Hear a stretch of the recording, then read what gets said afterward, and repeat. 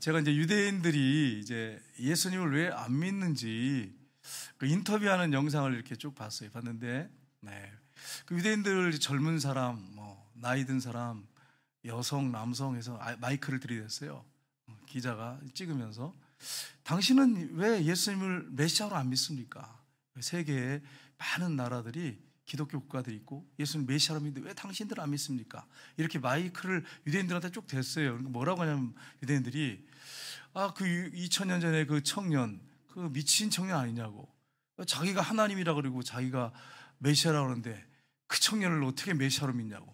어떤 유대인은 그 십자가에 못 박혀 죽은 예수를 자꾸 십자가 그러는데 그 사람이 메시아냐고, 나무에 달린 자마다 다 저주와 있는 자라고 하는데 저주받은 자지 그가 무슨 메시아냐고 막 이렇게 얘기를 해요. 그가 새로운 이론을 얘기하고 새로운 말씀을 전하다가 성경에 맞지 않으니까 십자가에 못 박혀 죽었는데 그걸 어떻게 메시아로 믿냐고. 대부분 얘기가 그런 얘기예요. 쭉 들어보니까. 그러니까 우리가 가가지고 예수님이 십자가에 못 박혀서 당신을 죽었습니다. 그러면 유대인들은 어떤 생각을 할까요? 저주받은 자가 나무에 달린 자마다 저주 아래에 있다고 했는데 저주받은 자가 어떻게 메시아가 되냐고, 어떻게 구원자가 되냐고 당장 이렇게 나옵니다. 그러니까 여러분, 십자가에 못 박혀 죽으셨어요. 왜 죽으셨어요? 우리가 져야 할 죄를 다 짊어지고 우리가 받아야 할 저주 다 짊어지고 죽으셨단 말이에요. 그러면 거기서 끝나버리면 메시아가 될 수가 없어요. 어떻게 그분을 메시아로 믿겠어요? 거기서 끝났으면. 그러니까 유대인들한테 우리가 전해야 될 게 뭘까요? 십자가 전하면 안 돼. 십자가만 전하면 안 돼. 십자가가 중요한데 더 중요한 게 있습니다. 더 중요한 게 있습니다. 그분이 부활하셨습니다. 그분이 부활하셨다면 그분이 누구시겠습니까? 십자가에 못 박힌 분이 부활하셨는데 부활하신 그분을 바라본다면 그 십자가에 못 박힌 분이 누구시라고 생각하십니까? 이렇게 전달이 돼야 되죠. 전해야 되겠죠. 그러면 그분은 누구시죠? 그러면 그분이 살아났습니다. 3일 만에. 그 당신 유대 여기 땅에 이스라엘 땅에 사니까 그 예수님이 부활하셨는데 그 무덤에 가보십시오. 비어 있습니다. 그분이 누구시겠습니까? 그분이 자기가 하나님이라 그리고 하나님의 아들이라 그리고 자기가 메시아라 그랬는데 십자가 죽었는데 부활했습니다. 그럼 그분이 정말 메시아입니까? 그럼 메시아라고밖에 답을 할 수가 없어요. 하나님의 아들이라고 말할 수 없어요. 자기가 십자가에 못 박혀 죽고 부활할 거라고 분명히 말씀하셨거든요. 계속 말씀하셨거든요. 그러니까 유대인들한테 전달돼야 되고 전해야 될 게 뭐냐면 부활이에요. 십자가에 멈춰서 전하면, 십자가만 계속 전하면 미쳤다 그래요. 미쳤다 그래. 저주받은 사람을 왜 자꾸 전하냐고. 예? 나무에 달린 자마다 저주 하나 있다고 하는데 그래서 저주받은 사람인데 왜 그 사람을 우리한테 전하냐고. 당장 이렇게 나오는 거예요. 그러니까 전해야 될 게 뭐냐면 십자가에서 끝나면 안 돼. 십자가보다 더 중요한 게 부활이에요. 부활로 십자가에서 달리신 예수님이 하나님의 아들로 증명이 되는 거예요. 메시아로 증명이 되는 거예요. 그러니까 유대인들한테는 부활을 증거해야 되는 거예요. 부활을. 우리도 마찬가지세요. 오늘날 사람들한테 전해야 될 게 부활의 메시지를 전해야 돼요. 십자가에서 멈추면 안 돼. 십자가가 중요해요. 근데 십자가에서 죽으신 분이 증명이 돼야 돼. 그분이 하나님의 아들로 증명이 되죠. 여러분, 법원에 가면 재판장은 다 증거 재판이에요. 죄인들 재판할 때 다 증거 재판이에요. 어디든지 증거가 있어야 돼. 그러면 증거가 뭐냐? 하나님의 아들 증거가 뭐냐? 십자가라고 얘기하면 안 돼. 그거 갖고는 약해. 그거 갖고는 다 안 된단 말이에요. 십자가에 죽으신 분이 부활했다. 그게 증거다. 증명하셨다. 이게 증명 아니냐? 이렇게 전해야 확실하게 전도가 되는 거죠. 유대인들이 그렇게 인터뷰하는데 보니까 다 그렇게 해요. 그러니까 제가 속에서 그걸 들으면서 딱 불이 붙는 게 뭐냐면 이들한테 전해야 되는 건 십자가만 전하면 안 되는 거구나. 부활을 전해야 되는구나. 십자가에서 죽으신 분이 부활을 통해 증명하셨다. 여러분 증거가 있으면 믿을 수 있지 않냐? 그 증거. 그래서 여러분 사도행전에 보면 모든 사람에게 믿을 만한 증거라고, 유대인이든 이방이든 모든 사람 믿을 만한 증거를 사도행전에 사도 바울이 아덴에 가서 증거할 때 모든 사람에게 믿을 만한 증거를 주셨는데 그게 부활이다. 이렇게 아덴 사람들한테, 아테네 사람들, 이 철학자들한테 증거했지 않습니까? 그래서 이 철학자들이 뭐라고 얘기합니까? 이 새로운 거를 전한다? 뭐 죽은 자가 부활했다고 하는데 이 부활을 전하는데 이게 뭐냐? 그래서 모여들잖아요. 아테네에서, 아덴에서. 그러니까 여러분, 이 부활이 얼마나 중요한지 몰라요. 예수님이 죽으시고 부활하셔서 산자와 죽은 자의 주가 되셨어요. 주인이 되셨을 뿐 아니라 우리가 자든지 깨든지 그분과 함께 하기 위해서 부활하셨어요. 그래서 그분이 우리 안에 들어와서 우리가 자든지 깨든지 그분과 함께 동행하는 거예요. 이게 얼마나 큰 축복입니까? 그래서 우리가 지난주에 제가 그림 보여준 거를 다시 한번 보고 점검을 하면서 오늘 본문을 들어가기 원합니다. 우리 그림 한번 볼까요? 네, 지난주에 우리가 봤지요.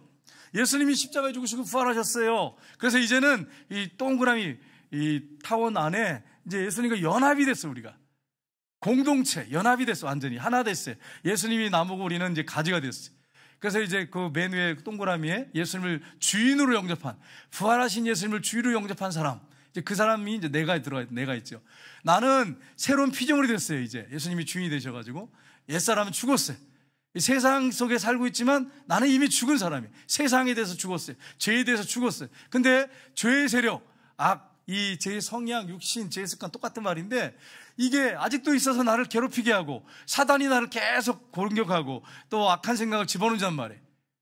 그래서 여러분 여기 밑에 글자 보시면 하나님과 예수님을 주인으로 영접한 사람들의 연합, 이제 우리는 이제 하나 됐어요. 그래서 우리는 이제 승리하는 삶이 됩니다. 예수님의 삶은 승리합니다. 왜냐하면 예수님이 십자가에서 죽으실 때 여러분 죽으시고 부활하셨잖아요. 부활하실 때 죄의 문제를 해결하셨어요. 죄에서 승리하셨어요. 율법을 다 지키셨어요. 예수님이. 그리고 죽으셨단 말이에요. 죄에서 승리하셨어요. 죄 문제 해결하셨어요. 그 다음에 죽음 문제 해결하셨어요. 인류가 해결하지 못할 문제를 죽었잖아요. 예수님이 죽었는데 인류가 해결하지 못하는 문제가 뭡니까? 죽음의 문제예요. 죽음의 문제. 근데 예수님이 부활하셔서 죽음의 문제를 해결하셨어. 근데 십자가만 얘기하면 죽음의 문제 해결 못하셨잖아요. 인류가 제일 고민하는 게 뭡니까? 죄 문제하고 특별히 죽음의 문제. 안 믿는 사람들이 제일 두려워하는 게 뭐냐면 죽음이에요. 죽음. 병원에 입원하는 거 두려워하는 게 아니에요. 사실은 병원에 입원하는 것보다 중요한 병원에 입원해서 죽을까 봐 두려운 거죠. 사실은 엄밀히 본질로 들어가면. 근데 예수님이 십자가에 죽어서 거기서 끝나면은 죽음의 문제를 정복하지 못했는데 죽음을 이기지 못했어요. 그러면 무슨 복음이 되냔 말이에요. 무슨 복음이 되냐. 복음이 아니죠. 근데 예수님이 죽으시고 부활하셨어요. 죽음을 정복하셨어요.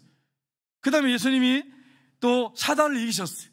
그러니까 사단의 머리를 밟았다고 요한계시록 창세기 3장 15절에 말씀했잖아요. 사단을 밟아버려서 승리하셨어요. 부활로. 그 부활하신 예수님이 우리 안에 들어오셨어요. 그럼 우리는 이깁니다. 예수님이 부활하셨는데 그분이 내 안에 들어와 주인이요 왕이 이게 실제가 되면, 주인이요 왕이 실제가 되면 우리 죄에서 싸워 이겨요. 사단과 싸워 이겨요. 죽음도 이겨요. 우리는 죽음에 묶이는 사람이 아니에요. 우리는. 그러니까 우리는 이긴 자 이겨요. 이게 실제가 되면 될수록 우리는 이긴 자가 되는 거예요. 근데 이게 희미해가지고 예수님이 내 안에 계신지 안 계신지 모르겠고 주님이 계신지 안 계신지 모르겠고 그러고서 살면 죄의 죽음 문제 극복이 안 됐으니까 이것 때문에 맨날 고민해. 죽는 문제 안 미사하고 똑같이 고민해. 그래서 혹시라도 병들어 죽으면 안 될까? 죽으면 어떡하지? 고민하고 앉아있어. 사단을 벌벌 떨어. 사단 앞에서 귀신 앞에서 벌벌 떨어요. 혹시 귀신이 해칠까 봐. 그러니까 여보 보세요. 이게 실제가 안 되면 우리는 승리자가 될 수가 없는 거예요. 그러니까 예수님의 부활이 여러분에게 실제가 돼야 돼요. 그분이 내 안에 들어와 주인으로 사시고 왕으로 사셔야 죄의 문제를 이기고 그 다음에 여러분 사단과 싸워 이기고 죽음의 문제를 극복하는 거예요. 그래서 승리할 수 있는 거예요. 초대교회 성도들이 이게 분명했어요. 그러니까 초대교회 성도들이 죽음을 초월하고 승리할 수 있었던 거예요. 그냥 승리한 게 아니에요. 그들이 그냥 막연해가지고 승리한 게 아니고 이걸 확신했기 때문에. 그러니까 예수님의 부활이 실제가 되고 그분이 내 안에 사시는 것 실제가 돼야만이 이 사람은 승리하는 것입니다. 저와 여러분이 그렇게 승리하시기를 주님의 이름으로 축복합니다. 자, 그러면 좀 더 구체적으로 우리가 승리자인데 그러면 또 어디에 승리해야 되느냐 우리가 구체적으로 살펴보긴 합니다. 그래서 오늘 본문을 가지고 부활하신 예수님과 연합된 우리가 승리하기 위해서 가져야 할 확신이 있어요. 확신. 근데 확신 가지고 또 승리해야 되잖아요. 근데 어떤 확신이냐? 첫 번째는 부활하신 예수님과 연합된 나는 하늘나라 시민권자임을 확신해야 됩니다. 나는 하나님께 속한 사람, 하늘에 속한 사람이라고 하는 걸 확신하며 살아야 돼요.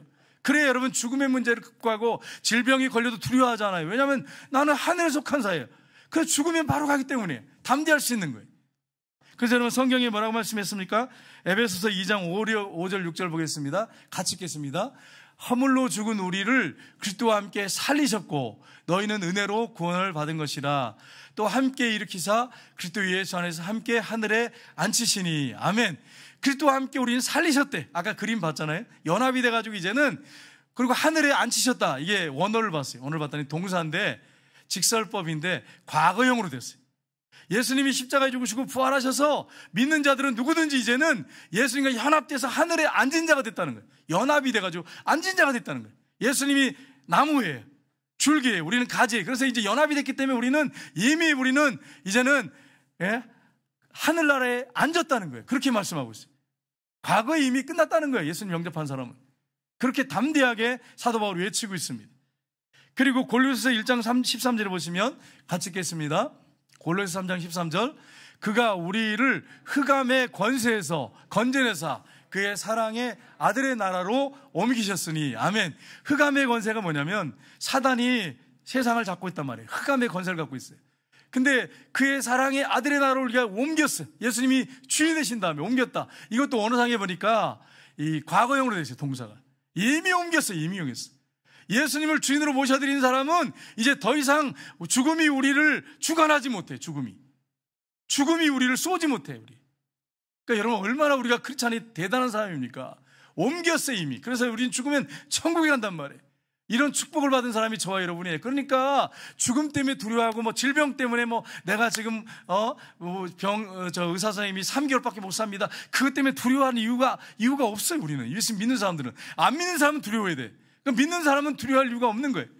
근데 이렇게 이제 설교를 하면 목사님이 한번 당해보세요. 그게 그렇게 쉬운 거, 그렇게 말씀처럼 쉬운 줄 아세요? 사실이에요. 인간의 몸을 아까 제가 말씀드렸죠. 우리가 죄악된, 이미 그렇게 됐는데도 우리 안에 뭐가 있어요? 죄의 세력이 남았으니까 거기에 묶이는 거지. 그리고 사단이 또 생각을 넣어줘.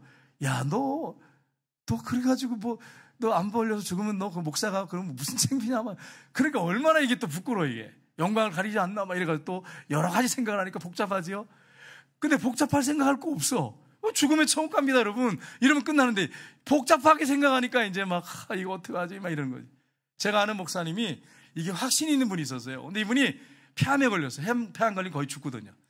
근데 이분이 처음에는 두려움이 온 거예요. 근데 엎드려 기도하는데 예수님이 죽음을 이기시고 부활하셨잖아. 그분이 내 안에 계시잖아. 그럼 내가 왜 이거 가지고 두려워해야 돼? 나 죽으면 천국 가는데. 이러니까요. 하늘에부터 마음의 평안이 확 임하는데 기뻐하셨대. 그리고 회복이 됐어. 7개월이 지난 다음에 목사님이 얼마 못 산다고 했는데 살아계셨어요. 근데 성도들이 몰라서 나중에 이제 다 났다고 그렇게 의사가 선포하니까 가서 설교를 하셨어요. 여러분 다 났습니다. 그러면서 뭐라고 하냐면 여러분 아셨습니까? 아무도 몰랐어. 얘기를 안 하셨어요. 목사님이. 얘기는 안 했어요. 마음에 기쁘고 평안하니까 마음에 얼굴이 기쁨이 넘치니까. 그러니까 성도님들 아무도 눈치 못 챘어. 우울한 모습을 못 봤어. 그러니까 여러분 이게 실제가 되지 않으면 설교를 이렇게 들어도 만약에 내가 암에 걸린다든지 아니면 3개월밖에 못 삽니다. 그러면 이제 절망하는 거예요. 이제 나는 이제 어떡하지? 이러면서 기어 들어가는 게 암인 사람과 똑같아. 그러니까 여러분이 예수님과 연합돼서 부활하신 예수님과 실제가 돼야지. 죽음이 두렵지 않는 거예요. 병이 두렵지 않는 거예요. 그런 사람들이 저와 여러분입니다. 근데 이게 실제가 안 되니까 목사님이 설교하세요. 난 아니에요. 근데 여러분 이미 예수님이 이뤘어. 십자가에서 죽으시고 부활로 이미. 그러면 여러분 물어볼게요. 예수님의 부활은 객관적으로 주관적이 아니잖아요. 역사 속에 AD와 BC 딱 나누잖아요. 객관적으로 이미 끝났어. 부활이 실제야. 실제 역사 속에 객관적인 사실이야. 그러면 여러분 우리가 질병에 걸려갖고 내가 지금 죽어가게 됐어요. 그럼 예수님의 부활은 그러면 없던 거였어요? 아무 관계없어 나하고. 이미 역사 속에 이뤄놓으셨어. 끝내버리셨어. 그러면 뭐예요? 그게 실제잖아. 실제. 내가 믿음이 없는 내가 문제지. 예수님이 이미 끝내셨는데, 실제로 끝내셨는데, 역사 속에 이미 이루어졌는데, 내가 혼자 아프다고, 내가 암에 걸렸다고 해서 예수님의 그 역사성이, 부활하신 역사성이 없어지는 거예요? 아니잖아. 실제잖아요.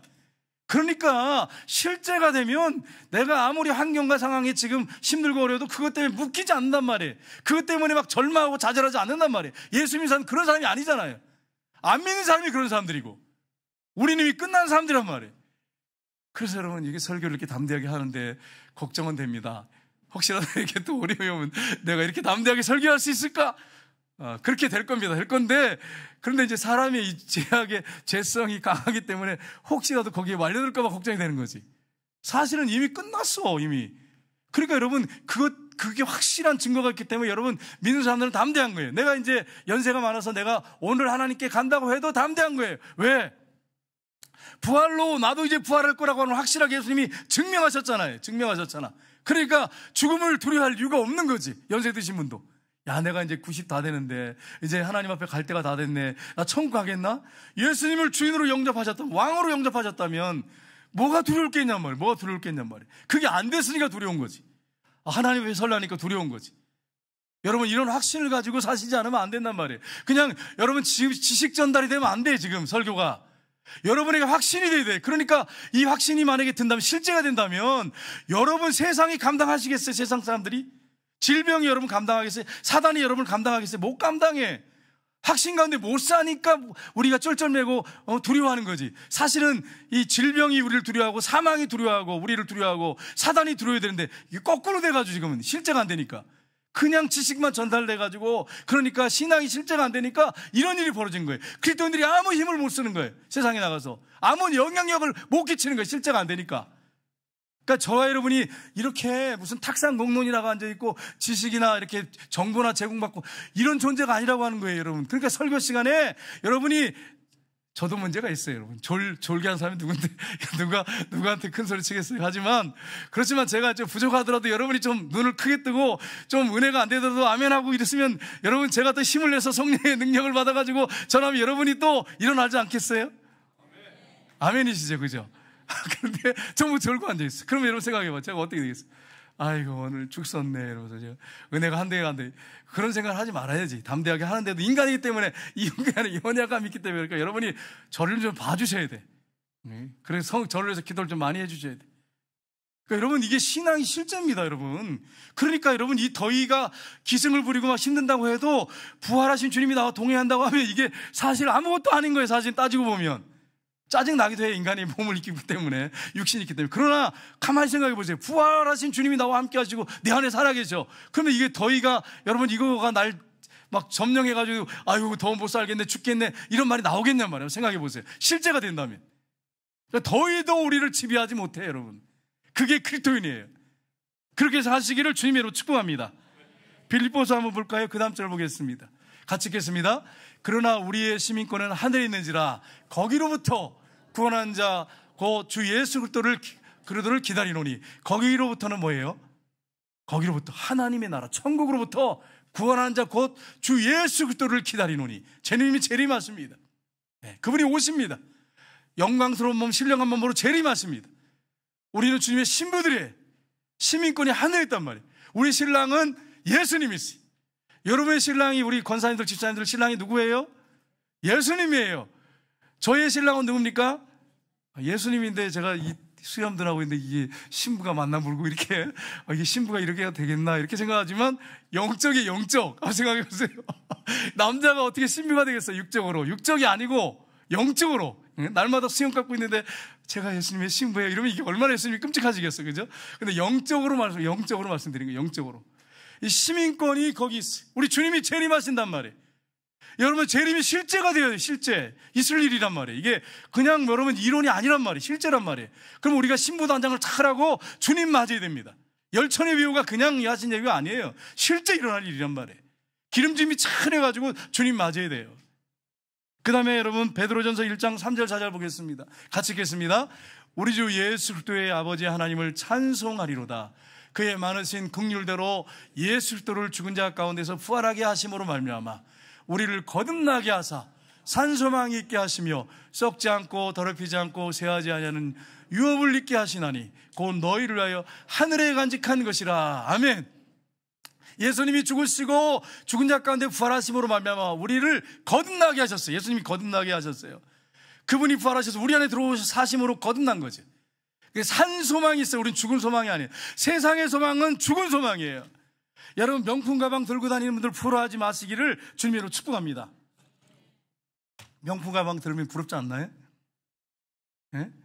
그 벤츠차 탁 이렇게 제 친구가 타고 그러니까 예전에 제가 전도사 때, 지금은 그렇지 않은데 좋은 차를 탁, 내 나이 때 그때 젊을 때였거든요. 그때 40대인데 좋은 차를 탁 타고 들었는데 기분이 되게 안 좋더라고.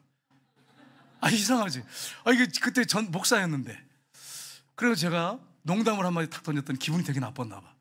근데 미안하다 그랬어요. 기분이 나빠지더라고. 아니 그 친구가 옛날에 불교 믿었었거든요. 근데 이제 회심하고 주님 믿었어요. 그런데 이제 존차를 타고 온데 내가 기뻐가지고 야 그래 존차 타고 좋다. 이거 타고 전도해라. 이렇게 하면 얼마나 좋아, 그죠? 기분 나빠가지고 농담을 했다니까요. 여러분 명패분 같은 걸 보고 막 부러워하면서 그냥 저 어떻게 할킬까 저거 어떻게 다 뜯어놓을까 이렇게 생각하시면 안 된단 말이에요. 어떻게 하면 하나님 감사합니다. 그리고 저 영혼이 명품 만들면 안 되고 예수님을 주님으로 영접하게 하옵소서 이렇게 하셔야 되는 거예요. 그렇게 되는 거예요. 집 좋은 집에 갔을 때 부러워하지 말란 말이에요. 모델하우스 가고 막 빠져가지고 거기 빠져가지고 너무 좋다 그러면서 우리 집은 이게 뭐야 이 집구석 이러면서 언제는 내가 여기 해방돼가지고 저 좋은 나라로 갈까 이렇게 하시면 안 된단 말이에요, 여러분. 예? 하나님의 나라가 실제인데 여러분 하나님의 나라 천국이 실제란 말이에요. 그냥 제가 설교할 때는 그런 설교 내용이 아니래요. 지식이 아니란 말이에요. 실제란 말이에요. 그 좋은 영광스러운 산소망이 우리에게 있단 말이에요. 썩지 않는 나라가 있단 말이에요. 세상 것들은 다 썩어요, 여러분. 집이 아무리 좋아도 여러분 집 지을 때 얼마나 좋았어요. 예수님 권사님 집에 가보니까 막 정원에 그냥 화초들이 갖고 나무하고 있는데 옛날에 제가 물어보니까 정 집사님이 그러시더라고요. 옛날에 집을 잘 져서 여기다 막 재료를 잘 넣어가지고 좀 튼튼해가지고 여름에 갔는데 시원하더라고요, 집이. 근데 지금 한 30년 됐나요? 모르겠는데 집 보니까 낡았죠, 그죠? 권사님이 아파트로 가고 싶죠, 그죠? 좋은 아파트, 새 아파트. 이 세상 것들은 다 낡아서 새한단 말이에요. 하나님의 나라는 영원히 새하지 않아, 썩지 않아. 그 나라에 우리가 살게 된단 말이에요. 그러니까 모델하우스만 보러 다니지 말고 천국을 확신하면서 살아야 돼. 확신하면서 우리가 가야 할 천국, 하나님 주실 상급을 기대하면서 살아야 된단 말이에요. 그게 예수 믿는 사람들의 삶입니다. 이게 실제란 말이에요, 여러분. 이렇게 해서 하시기를 주님 여러분 축복합니다. 우리 김재기 원사님 집에 가보니까 옛날엔 좋았는데 2층 집인데 이렇게 보니까 좀 많이 낡았어요, 그죠? 그래가지고 이거 언제 갈려나 그렇게만 하지 말고 나 천국 간다. 천국 하나님 집을 준비했으니까 여기 살든 어디 살든 주님이 주인이시고 내 신랑이니까 주님과 동행한다. 이렇게 사셔야 돼. 그래야 이렇게 복 있는 사람이. 여러분과 저는 축복받은 사람이에요. 아무것도 없어서 큰소리 치잖아요, 목사가. 제가 뭐가 있겠어. 큰 소리 외치겠어요. 이런 확신이 있으니까 치는 거지, 큰 소리를. 그렇지 않겠어요, 여러분? 생각해봐요. 뭘 가지고 큰 소리 치겠어요, 여러분한테 제가. 두 번째는 부활하신 예수님과 연합된 나는 주님이 이 세상에 보낸 사신임을 확신해야 됩니다. 아멘. 여러분과 저는 주님이 세상에 보내는 사신이에요, 사신. 우리 한번 17장 18절 보겠습니다. 같이 읽겠습니다. 아버지께서 나를 세상에 보내신 것 같이 나도 그들을 세상에 보내었고. 아멘. 대제사장의 중보기도 때 예수님 말씀하셨어요. 내가 세상에 너희를 보냈다. 부활하셨습니다. 부활하신 다음에 또 말씀하셨어요. 20장 한번 보겠습니다. 같이 읽겠습니다. 20장에 예수께서 또 이르시되 너희에게 평강이 있을저다. 아버지께서 나를 보내신 것 같이 나도 너희를 보내노라. 아멘. 여러분 부활하신 예수님이 주인이 되시잖아요. 그러면 진짜 마음에 평안이 있어요. 아무리 지금 세상이 힘들고 어려워도 지금 가정 형편이 어렵고 경제적으로 어려워도 평안이 있어요. 자녀들이 문제를 일으키고 속썩여도 평안이 있어요. 남편이 힘들게 해도 평안이 있어요. 아내 때문에 속상한 일이 있어도 평안이 있어요. 부활하신 주님이 우리에게 주신 평안이에요. 이 평안이 저 여러분에게 실제가 돼야 돼. 이 평안이 없으면 여러분과 저의 신앙을 점검하셔야 돼. 뭐가 문제가 있는 거예요. 실제가 안 된 거예요, 신앙이. 부활하신 주님이 여러분의 주인이 되고 왕이 되지 않았기 때문에 평안이 없는 거예요. 그분이 되면 평안이 있어요. 제가 보니까 그래. 어떤 환경에 묶이질 않아. 그러니까 우리는 자유인이에요, 자유인. 정말 자유로워. 예수님이 평안을 주셨는데, 부활하셔서 예수님이 평안을 주셨는데, 주님, 저는 아닙니다. 저에게는 아직도 그런 평안이 없네요. 세상이 더 좋아요. 이렇게 나오면 여러분 생각해보면 이게 말이 되냔 말이에요, 이게. 예수 믿는 사람들이. 여러분, 우리 고린도 후서 5장 20절 한번 볼까요? 우리 주님이 우리에게 보냈는데 같이 읽겠습니다. 그러므로 우리가 그리스도를 대신하여 사신이 되어 하나님이 우리를 통하여 너희를 권면하시는 것 같이 그리스도를 대신하여 간청하노니 너희는 하나님과 화목하라. 아멘. 여러분 우리를 그리스도의 대신으로 대사로 쉽게 말하면 대사로 보냈대요. 그러니까 여러분 우리가 이렇게 보냄을 받았어요. 그래서 이제 사도 바울에게 복음을 전하는데 너희가 하나님과 화목하라 이렇게 선포하고 있죠. 화목해 하는 직분을 받았어요. 우리는 대사입니다. 그래서 분들이 알아주든 안 알아주든 우리는 대사예요. 네? 하나님이 우리를 보냈어요. 부활하신 주님이 우리를 보냈어요. 세상에 보냈어요. 그러면 여러분 그걸 담대하지 않겠어요? 여러분 암행어사들을 한번 옛날에 한번 생각해 보세요. 암행어사들 보면 왜 거지 모양으로 꼭 그렇게 나타나는지 모르겠어요. 왜 그럴까요? 자기 정체를 숨겨야 되거든. 그래가지고 마을을 거지처럼 돌아다니면서 동냥하면서 이렇게 밥을 얻어먹고 이렇게 주침마다 가가지고 이렇게 그렇게 이제 살펴보는 거죠. 지금 이 마을이 어떻게 돌아가고 있나. 사또가 지금 이 마을을 잘 다스리고 있는가. 탐관오리는 없는가. 이러면서 거지처럼 돌아다닌단 말이에요. 그러면 여러분, 그 권력욕에 취해가지고 교만한 이 사또나 이 관리자들 보세요. 막 거지 우습게 여기고 때리기도 하고 막 그러잖아요. 그러다가 암행어사 출 때 그러면 다 꼬리 내리고 그냥 고개 숙이잖아요. 우리는 대사예요. 그분들이 우리가 좀 가난하게 살고 우리가 좀 그분들한테 내놓을 만한 게 없을지라도 부활하신 주님이 우리 안에 계시단 말이에요. 그분이 우리를 보냈단 말이에요. 그러니까 우리는 대사야. 담대하셔야 돼요. 그래서 우리가 담대하게 믿음으로 나가면, 기도하면 주님께서 그에게 나와 하나님이 함께 하신 것을 보여주신단 말이에요. 근데 그렇게 안 하고 약호가 죽어가지고 기죽어가지고 맨날 꼬리 내리고 살면 어떻게 주님이 그들 가운데 주님의 살아계심을 나타내시겠냔 말이에요. 나타내실 수가 없는 거지. 그러니까 여러분과 제가 무려 가진 건 없고 뭐 좋은 차를 못 타고 그냥 똥차를 타고 다니거나 뭐 좋은 집이 없더라도, 좋은 직장이 아니고 내놓을 만한 게 아무것도 없어. 명함을 이렇게 할 때 보니까 어떤 분 보니까 그냥 앞뒷면을 빽빽하게 차는데 그런 분일수록 여러분 사실은 허한 사람이에요. 속이 허한 사람. 내놓을 게 없는 사람들이. 이런 정말 꼭 속이 꽉 찬 사람은 그렇게 많이 안 써요. 한두 개만 탁 쓰고 내놓지. 근데 여러분 우리가 그렇게 써놓을 게 없을지라도 부활하신 주님이 우리 안에 계시니까 우리 사신이 대사의 대사. 주님께 보냄받은 사람들이에요. 이걸 여러분 확신하고 세상에 나가시기를 주님으로 축복합니다. 과거에는 사람들한테 직업이 뭐예요? 이렇게 하면은, 그냥, 얼버무려서 이렇게 대충 이렇게 얼버무렸어. 요즘에는 어떨까요? 뭐 하시는 분입니까? 그러면. 목사입니다. 이렇게 담대하게 얘기해요. 목사입니다. 이렇게. 근데 그전에는 교육 관계된 일을 하고 이런 식으로. 그러니까 이거 왜 이렇게 될까? 왜 이렇게 될까? 물론 교육이 틀린 말은 아닌데 담대하지 못한 거야. 그리고 또 목사님들이 하도 좀 사고를 치셔가지고 죄송해요. 참 부분 아멘 사람들한테 미안해 죽겠어요. 저도 이제 목사지만 좀 부끄러워요. 주님 앞에. 그런데 제가 정말 부활하신 주님이 실제가 된다면 제가 약호 죽을 리가 없는 거예요.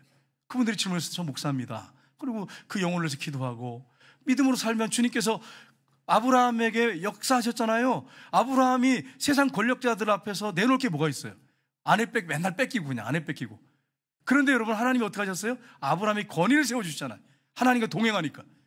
저와 여러분이 부활하신 주님과 동행하면 저와 여러분이 안 믿는 사람들에게 하나님 권위를 세워주십니다. 근데 문제는 뭐냐면 우리가 약호 주고 꼬리 내리고 사니까 역사가 안 나타나는 거예요.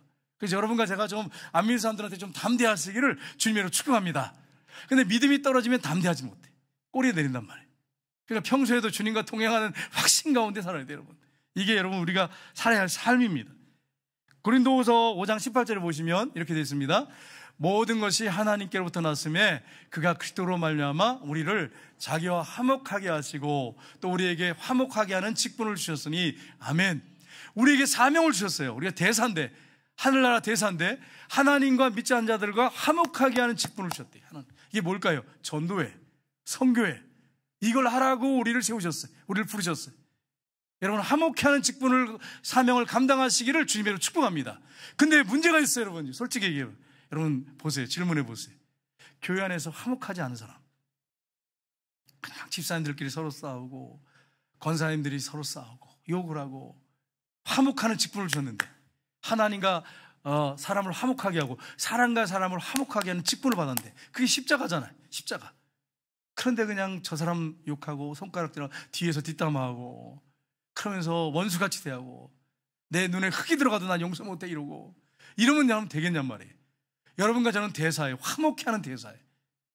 그래서 여러분 교회 안에서 화목하시기를 주님의 이름으로 축복합니다. 믿지 않는 자들에게 복음을 증거해서 예수님의 십자가 부활을 증거해서 하나님과 화목시키는 역사가 있기를 주님의 이름으로 축복합니다. 그 일을 저와 여러분이 감당하셔야 돼요. 그러니까 여러분, 저와 여러분은 여러분 선교사적 삶을 사는 거예요. 선교사예요. 세상에 나가 선교사고 대사예요. 이걸 항상 잊지 마세요. 우리 지금 나가 있는 우리 선교사님들 많이 계시는데, 단기 선교 나간 지체들이 있는데, 그분들만 선교하는 게 아니라 여러분이 직장에서 선교사예요. 세상에 나와서 가정에서 선교사예요. 그렇게 돼야 되는데, 여러분 아까 제가 말씀드렸잖아요. 아까 그림 보이잖아. 이 죄의설이 강하다 보니까 집에서 자꾸 여러분 하다 보면 언성이 높아져가지고 아파트에서 큰 소리가 막 나오고 막 이러잖아요. 동네 앞집 창피해가지고 문도 못 열겠고 막 그러잖아요. 부끄럽고. 혹시 이 중에 그런 분 혹시 있는지 모르겠는데, 여러분 과거에 그랬을지라도 이제 예수님이 부활하신 주님이 실제가 된다면 이제는 바뀌어야지. 바뀌어서 아내는 남편을 존중히 여기고 세워주고 머리로 세워주고 질서를 지켜야 돼. 질서를 무너뜨린 사람은 하나님 기뻐하잖아요. 하나님 질서의 하나님이시잖아요. 뭐 여성이 밑에 있다 그 말이 아니잖아요. 제 말은 질서를 세워줘야지. 질서. 남편이 좀 못하더라도 질서를 여러분 존중하셔야 돼. 자녀들 앞에서 남편을 우습게 여기고 말 함부로 하면 안 돼요. 여러분. 사람들 앞에서 남편을 우습게 여기고 함부로 말하면 안 돼. 여러분에게 여러분 얼굴에 침 뱉는 거예요. 여러분. 남편 욕하면 여러분 생각해요. 남편 욕하면 사람들이 누굴 욕할까요? 권사님들. 여러분이 남편 뒷담화를 사람들 앞에서 막 했어. 그러면 사람들이 누굴 욕할까요? 남편 욕할까요? 여러분을 욕할까요? 남편도 욕하긴 하겠지만 여러분 욕한단 말이에요. 그러니까 여러분 이런 사실 하고 얼굴 누워 침 뱉기란 말이에요. 그리고 여러분 남편들은 아내를 소중하게 생각하고 자기 생명처럼 사랑해야 됩니다. 그렇게 해야 돼요. 그렇게. 그게 그리스도인의 가정이에요. 화목케 하는 직분을 주셨어요. 근데 부부간에 맨날 싸우고 있으면 여러분 이게 어떻게 화목한 대사라고 말할 수 있겠어요? 화목이 아니잖아요. 실제가 안 되니까 그런 일이 벌어지는 거예요. 그래서 여러분 저도 우리 딸한테 좀 이렇게 심하게 한 적이 있었어요. 과거에. 그래갖고 이제 걔 앞에서 내가 몇 번 선포했어요. 아빠는 죽었다. 이렇게 죽었다. 그러니까 정말 죽더라고. 난 죽었어. 옛날에 아빠가 아니야. 죽었어. 이러니까 정말 죽더라고요. 내가 죽었다고 계속 선포하니까 이미 죽었잖아. 이미 실제잖아. 실제. 근데 이제 그게 자꾸 살아나니까 이것 때문에 그랬는데 죽었다고 하니까 이 실제가 되더라. 우리 아들한테도 나 아빠는 죽었다. 이렇게. 이게 실제가 돼요. 실제. 여러분 아내한테 이게 안 되거든. 고백을 하세요.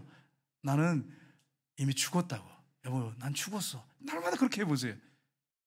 그러면 여러분 거기서 어떻게 화를 내겠어요? 생각해봐요. 죽었다고 해놓고 또 살아났네? 이러면 어떻게 할까요? 그러니까 여러분 죽었다고 선포하셔야 죽었다고 선포하시면 돼요. 이미 죽었잖아. 이거 죽었잖아. 그러니까 여러분 죽은 자로 살아야죠. 죽은 자로. 아내들도 마찬가지. 죽어야지.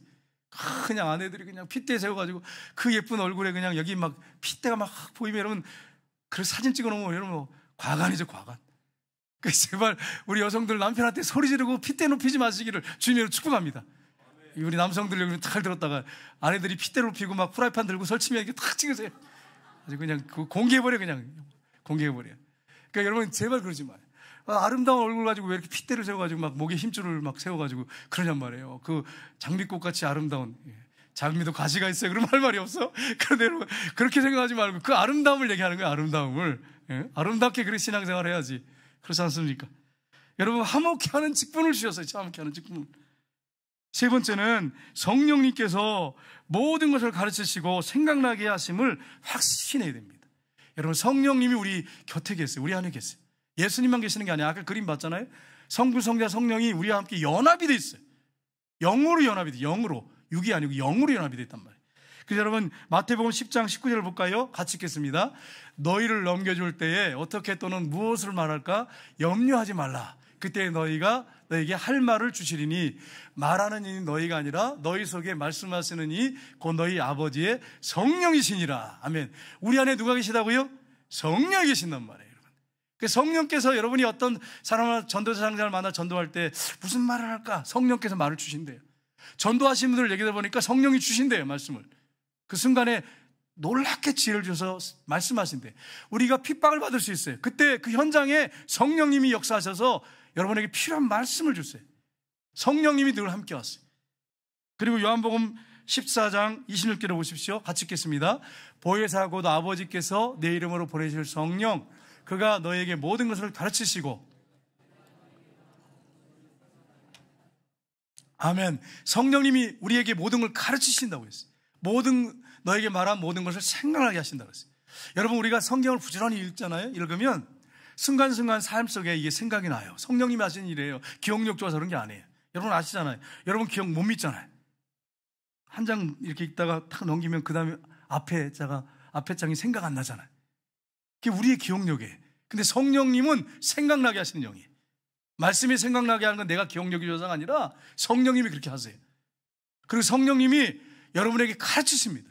이번에 우리 당회 수련회 때 오신 목사님이 정말 이번에 기도를 많이 하시더라고요. 정말 기도로 사는 분이에요. 제가 이제 강사방에 이렇게 뭘 갖다 드려 이렇게 갔다가 이렇게 보니까 그 방에서 얼마나 간절히 기도하고 소리를 내서 기도하시는지. 이분이 광주 목사님, 광주 출신이에요. 광주 십자가 교회 목사님이신데 이분이 그 전라도에서 기도를 많이 하셨어요. 그래가지고 강력하게 광주에서 막 설교를 하셨는데 교인들 3분의 1이 떠났대. 지금 나라가 망하게 생겼다고. 그때 문재인 정권 때 한창 이상해질 때 나라가. 그래가지고 3분의 1이 떠났대. 근데 그 목사님이 하신 얘기가 성도 떠나는 게 문제가 되겠습니까? 이 나라를 위해서 기도해야 될 사람들이 일어나야 되는데 기도 안 하고 어떻게 이 나라를 살겠습니까? 그리고 지금도 광주에서 10분의 목사님이 나라 민족을 위해서 목요일마다 모여서 기도하신대. 구미나 이 대구 지역에서 정말 나라 민족을 위해서 목요일날 모여서 기도하거나 화요일날 모여서 기도하는 목사님들 계십니까? 부끄러웠어요. 그 목사님 앞에. 그 목사님이 그래요. 기도를 막 간절히 하게 하고 말씀을 늘 묵상하고 늘 24시간 주님과 동행한대요. 늘 주님만 바라보신대. 그럼 마음에 감동을 주신대. 말씀을 주신대. 그러니까 내가 이길 수 있지. 제가 안 그러면 어떻게 이길 수 있겠습니까? 이런 말씀을 하시더라고요. 그러니까 여러분 그렇습니다. 성령님이 그 안에서 역사하시는 거예요. 말씀하시는 거예요. 그래가지고 어젠가 그제 이렇게 아침에 전화가 오셨어요. 그래서 저를 위해서 간절히 기도했더니 하나님 주신 말씀이 있대요. 근데 너무 좋은 말씀이어가지고 제가 교만할까 봐 말을 못하겠어요. 네. 그래서 내가 속으로 아멘 했지만 또 의심도 생겼어요. 인간이기 때문에 연약함이 있어가지고 그게 될까 이렇게 하면서 여러분 보세요. 이 사단이 틈 타고 여기 얼마나 연약한지. 좋은 말씀을 정말 기도하는데 감동을 주시더래요. 그래가지고 씻기 전에 따끈할 때 저한테 전화해야겠다고 그래서 전화를 하셔서 아침에 기도원에서 이제 내려올 때 여러분 하나님이 오늘도 살아계십니다. 성령님이 계시단 말이에요. 성령이 말씀하세요. 마태복음 10장 16절 볼까요? 같이 읽겠습니다. 보라 내가 너희 보냄을 양이 이리 가운데 보낸 것 같도다. 그러므로 너희는 뱀같이 지혜롭고 비둘기같이 순결하라. 아멘. 여러분 한번 생각해 보세요. 예수님이 제자들 파송하는데 내가 너희를 보냄을 양을 이리 가운데 보낸 것 같다. 그러면 여러분 죽는다는 얘기잖아요. 뭐 혼자 보내시겠어요 여러분? 성령님이 함께 하신다는 거예요. 성령님이 함께 가셔서 양을 보내는데 뱀처럼 지혜롭게 모든 일들을 감당할 수 있는 그런 능력을 비둘기처럼 순결하게 성령님이 그렇게 하신다는 거예요. 예수님이 세례받으실 때 비둘기 모양으로 성령님이 하셨잖아요. 성령님이 동행한다는 거예요. 여러분 세상에 나가서 우리가 어떻게 전도해가지고 믿지 않는 자를 굴복시킬 수 있겠어요? 성령의 충만함을 받아야 돼. 그러니까 전도하기 전에 우리가 충분히 기도해야 돼. 성령께서 내 마음을 주장하셔야 돼. 인간의 생각 갖고 아무리 해보세요 되나? 이게 안 되잖아요. 2시간씩 3시간씩 설득한다고 되나 이게? 성령님이 그 마음을 녹여야지. 그래서 저와 여러분이 해야 할 일이 뭐냐면 기도의 사람이 돼야 돼요. 성령님께서 우리의 마음을 주장하도록 그렇게 하셔야 돼. 그렇게 전도해야지. 여러분이 해보셨잖아요. 실패를 얼마나 해보셨습니까? 저도 실패를 많이 했어요. 기도 안 하고 가서 전도하니까 됩니까? 안 되잖아요. 앉혀놓고 2시간씩 아무리 얘기해도 헛소리 하잖아.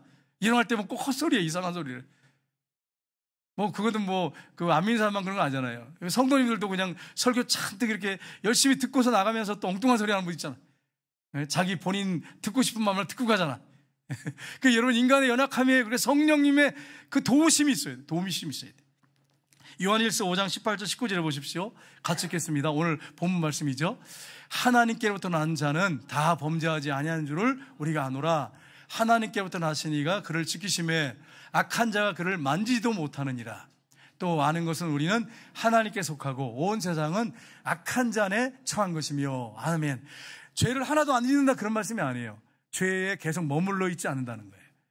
죄의 종이 되어 있지 않는다는 거예요. 그래서 뭐라고 말씀합니까? 우리가 아노라 하나님께로부터 나신 자가 그를 지키심에.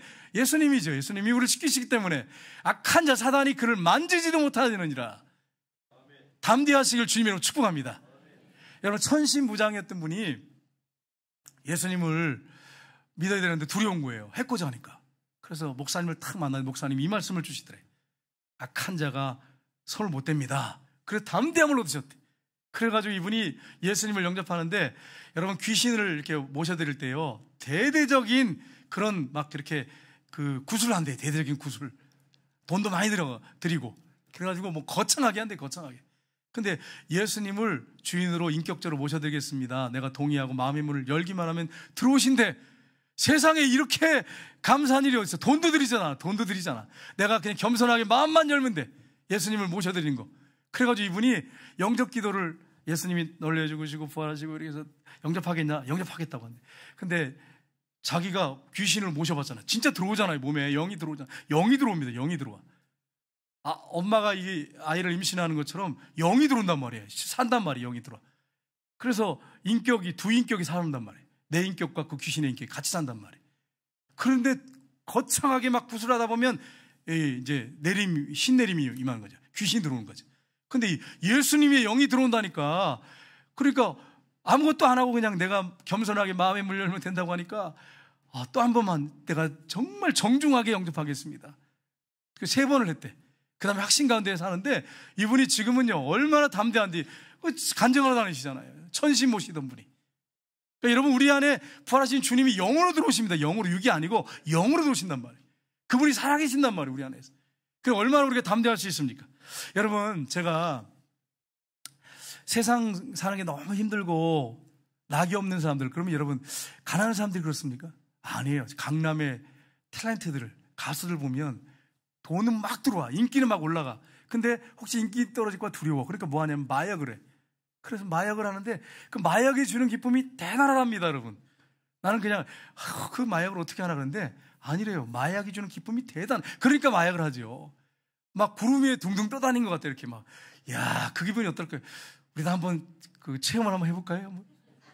여러분, 이 구름에 둥둥 떠다니는 기분이래요, 여러분. 정말 좋대.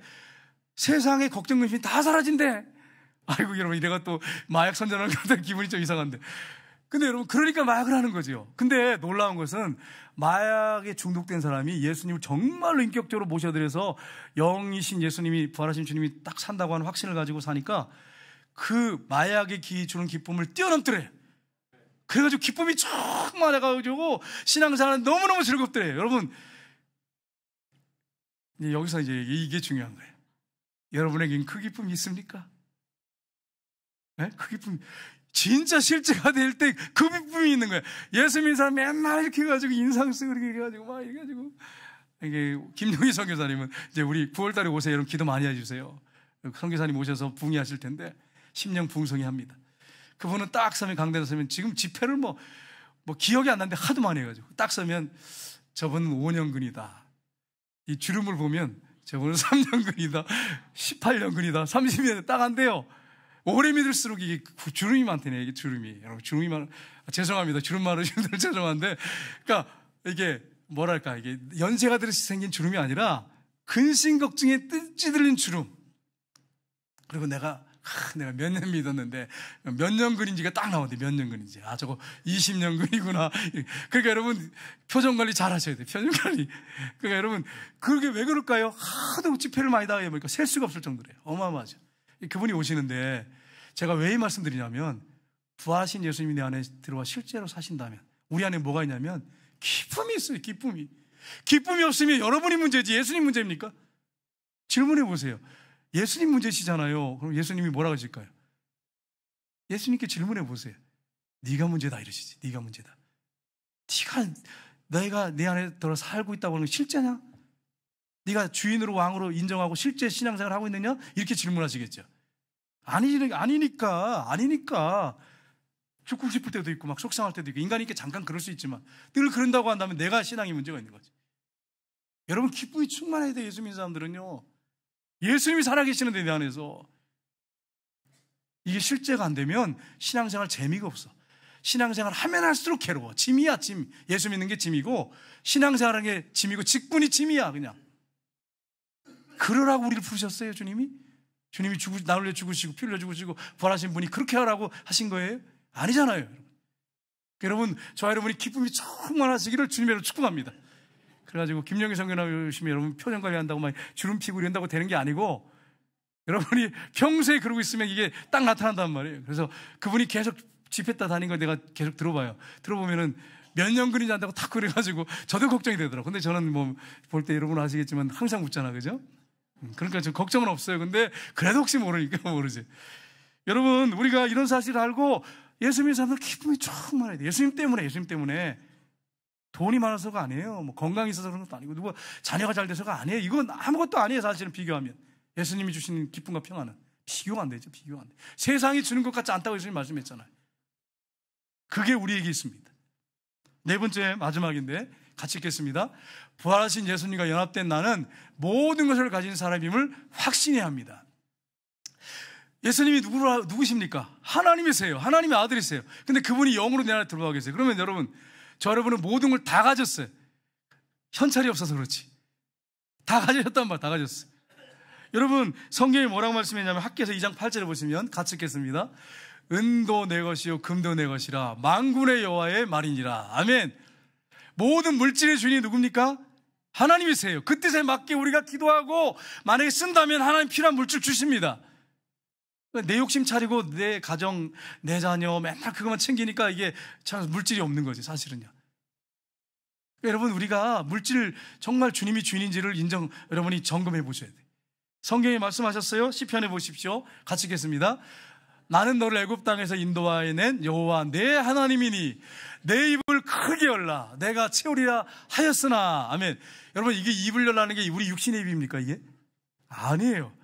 내가 널 애굽에서 구원해냈다.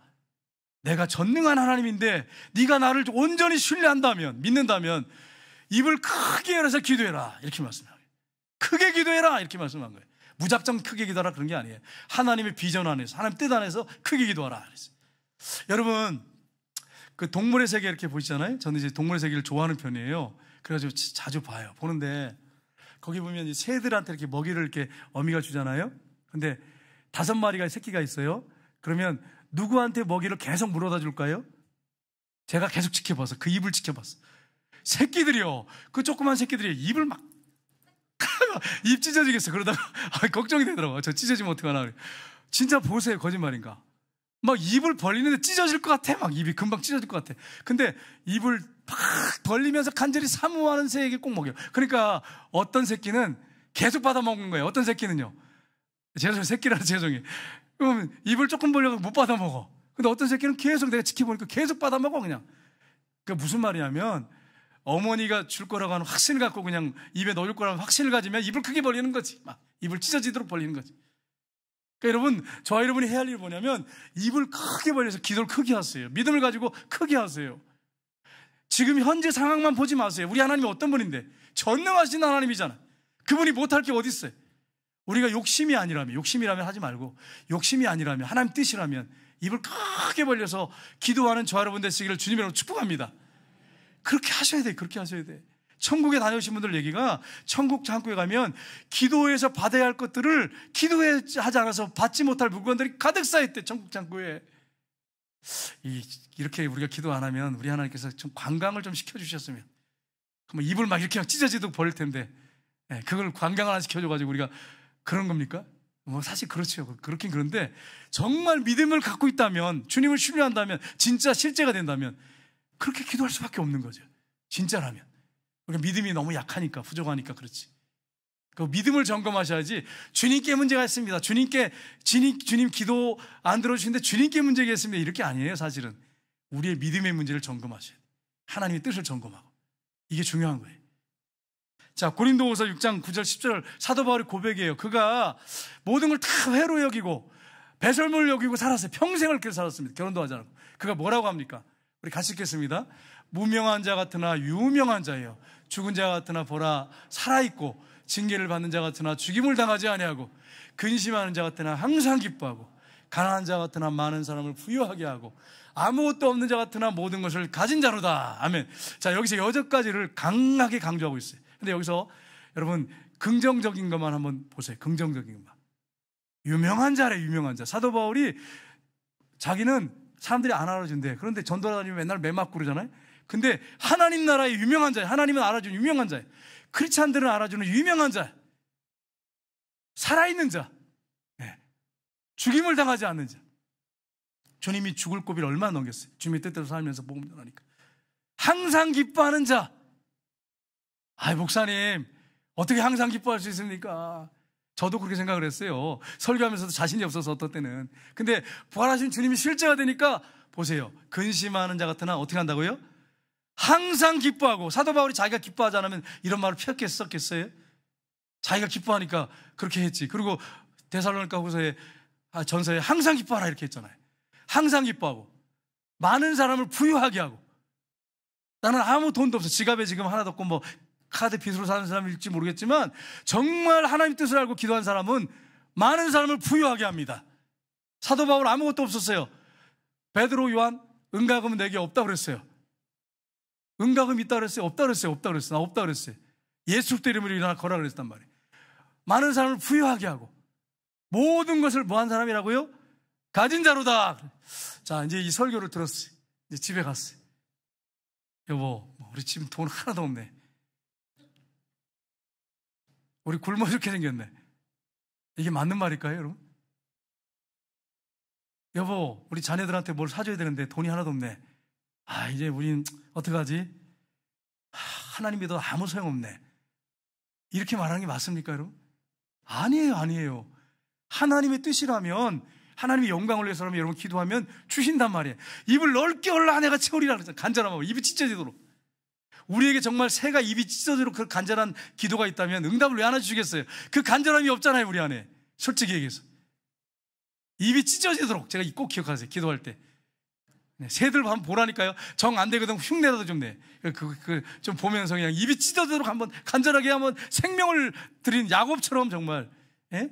환도뼈가 부러지도록 그런 간절한 기도를 한번 해보세요. 일을 하지. 안 하니까 문제지, 안 하니까. 그러면서 기도가 뭐 해봤자 소용없네. 맨날 그러고 있는 거지. 야곱 보세요. 환도뼈가 부러지도록 기도했잖아요. 그러니까 축복하잖아요. 우리에게 그런 열정적인 기도가 좀 있었으면 좋겠어요. 예? 하나님 역사하고 계신데, 살아계시는데, 죽은 하나님 믿는 것처럼 맨날 그냥, 세상 근심 걱정 다 혼자 짊어지고, 해결 안 되는 짐 내가 혼자 짊어지고, 그렇게 살면서 불행한 것처럼 예수 믿는 사람이 그렇게 영광 가리면서 살면 되겠냔 말이에요. 저 여러분이 그런 존재냔 말이에요. 예수님이 그래서 우리를 위해 죽으시고 부활하셨어요? 전혀 의미가 없는 얘기잖아요. 따지고 보면.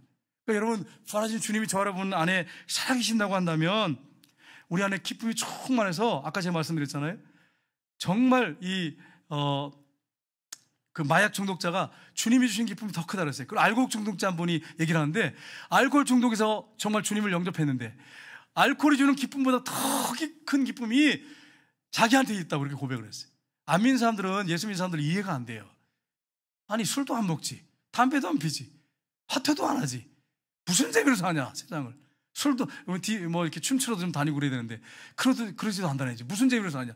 여러분, 예수님이 주는 기쁨은 알코올 뭐 이런 거 비교가, 마약 비교가 안 돼요. 화토가 주는 기쁨 이거 비교가 안 된단 말이에요, 여러분. 오락이 주는 기쁨 비교가 안 돼. 예수님이 실제가 안 되니까 오락이 더 기쁘고 그런 거예요. 술이 더 기쁘고 마약이 기쁜 거지.